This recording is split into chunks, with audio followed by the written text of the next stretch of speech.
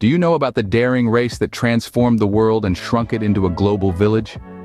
Imagine a time when every word, every piece of news had to travel across the vast Atlantic by ship, taking weeks, sometimes even months. A time when the old world and the new were distant relatives, only catching up on the family news a handful of times a year. Then came a daring idea, a spark of invention that promised to change everything. The Transatlantic Cable, an ambitious project, fraught with challenges, both expected and unforeseen. A story of colossal failure, but also of indomitable spirit and eventual triumph. A tale that weaves together the threads of science, engineering, politics, and sheer human grit into a narrative that forever changed the course of history. Stick around to discover how a cable on the ocean floor revolutionized the world. Our journey starts in the mid-19th century when the concept of telecommunication was as alien as time travel.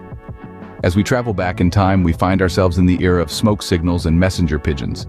But in this seemingly antiquated world, a spark of invention was about to ignite. The telegraph, a device that could send messages at lightning speed, was invented. This was no small feat, as it revolutionized the way people communicated. Imagine, if you will, a world where news that once took weeks to travel across a country could now be delivered in minutes. The telegraph shrunk the world, making distances less daunting and communication almost instantaneous. But one man dared to dream even bigger. His name was Cyrus Field.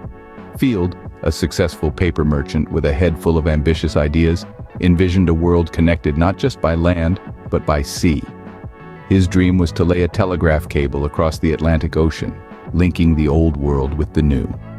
It was an idea as audacious as it was brilliant. But dreams, as we know, are not realized without challenges.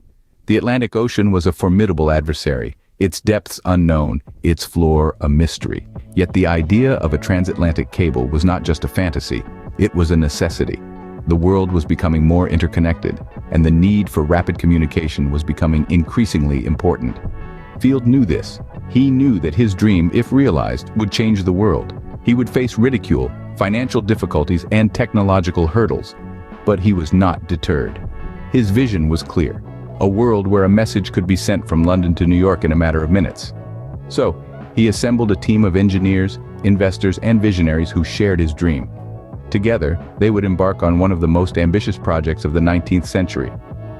The stage was set, the players ready, the journey to connect continents was about to begin. The year was 1857, and the first attempt to lay the cable was about to unfold. The excitement was palpable as the ambitious project, spearheaded by Cyrus Field, a wealthy New York paper manufacturer, was about to commence. Field had managed to drum up enough support and funding for what was then a venture into the unknown. As the ship set sail, loaded with over 2,000 miles of cable, the world watched with bated breath. The mission was simple yet daunting, to lay a cable across the vast Atlantic linking the old world with the new.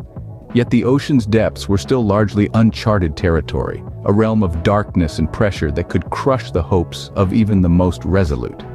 The expedition faced challenges from the get-go. The cable was heavy, and the ships were ill-equipped to handle the weight. This, coupled with the unpredictable Atlantic weather, was a recipe for disaster. And disaster indeed struck. The cable snapped, lost in the abyss, and the mission had to be aborted. The failure was met with a mixture of disappointment and ridicule. Critics were quick to dismiss the project as a fool's errand, a waste of time and resources. The public, who had initially been swept up in the excitement, now doubted the feasibility of such an endeavor. The dream of instant communication, it seemed, was just that, a dream. But Cyrus Field was not one to be disheartened. He was a man of vision and determination. He knew that the path to progress was littered with setbacks and failures. Each obstacle was a lesson, each failure a stepping stone to success. Despite the setback, Field's spirit was unbroken. The dream of instant communication was alive. His resolve was stronger than ever. He was ready to face the challenges that lay ahead, ready to make history. After all, the race for the transatlantic cable was far from over. It was just the beginning. With renewed vigor and public support, Field embarked on the second expedition in 1858. A fresh wave of optimism swept over the crew as they set sail once again, their hearts filled with hope and determination. The world watched with bated breath as the second attempt to lay the transatlantic cable commenced. The initial success was nothing short of a miracle. The cable was laid, the messages were sent, and for a brief, glorious moment, the world celebrated the triumph of human ingenuity. Cities on both sides of the Atlantic erupted in jubilation. Bonfires were lit, church bells pealed, and fireworks painted the sky, a testament to the joy that this achievement brought. It was a moment of pure, unadulterated triumph, a testament to the perseverance of mankind. But as is often the case, triumph was followed by despair. The cable, so recently hailed as a marvel of the modern world, suddenly failed. The messages stopped. The line went dead. The world, so recently alight with joy, plunged into shock. The silence from the cable was deafening, a stark contrast to the jubilation that had so recently filled the air. The public disappointment was palpable. Skepticism crept in, replacing the hope that had so recently bloomed. Critics were quick to voice their doubts, their words a harsh reminder of the fragility of the endeavor. The dream of connecting two continents seemed to be slipping away, a mirage that had promised so much yet delivered so little. Yet, in the face of adversity, the spirit of invention refused to be quashed. The dream seemed to be slipping away, but the fire of ambition was not extinguished. The will to connect the world, to bridge the gap between continents, to bring humanity closer together, remained undeterred.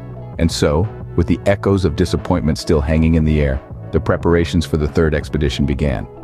After a decade of trials and tribulations, the year 1866 heralded a new dawn.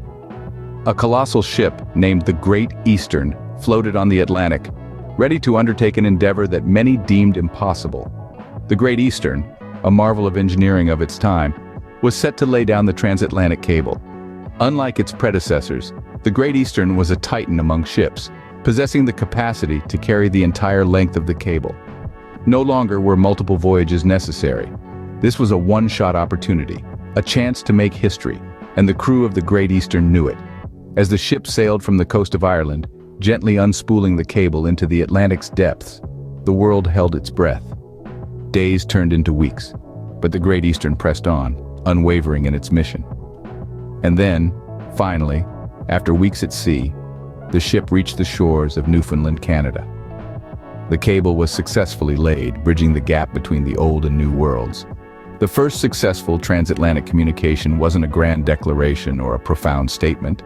It was a simple message of success, informing those on the other side of the Atlantic that the cable was operational. It was a message of victory, not only for the crew of the Great Eastern, but also for humanity's insatiable quest for connection. The impact of this achievement was immediate and far-reaching. News that once took weeks to travel across the ocean now took mere minutes. The world suddenly became a smaller place, and the vast ocean that separated continents seemed a little less daunting. In a very real sense, the successful laying of the transatlantic cable marked the beginning of the global village we inhabit today. It paved the way for a world where information flows freely, where distance is no longer a barrier to communication and understanding. Finally, the world was connected in a way it had never been before. The transatlantic cable was more than just a triumph of engineering. It was a testament to human ingenuity, resilience, and the unfaltering belief that no obstacle is too great to overcome. But what does a cable laid more than a century ago mean to us today? The transatlantic cable is more than just a historical artifact. It's a testament to human ingenuity and the relentless drive to connect. This audacious venture, undertaken in the mid-19th century, laid the foundation for the modern world of telecommunications we take for granted today. It was the first step in a journey that has led us to a world where information travels at the speed of light, collapsing distances and bringing us all closer together. The cable played a vital role in the rise of globalization, transforming the way we conduct business, diplomacy, and even personal relationships. It shrunk the world, making it possible for a message to be sent across the ocean in a matter of minutes, not weeks. The transatlantic cable, a testament to human ambition and resilience, forever changed the way we communicate and perceive our world.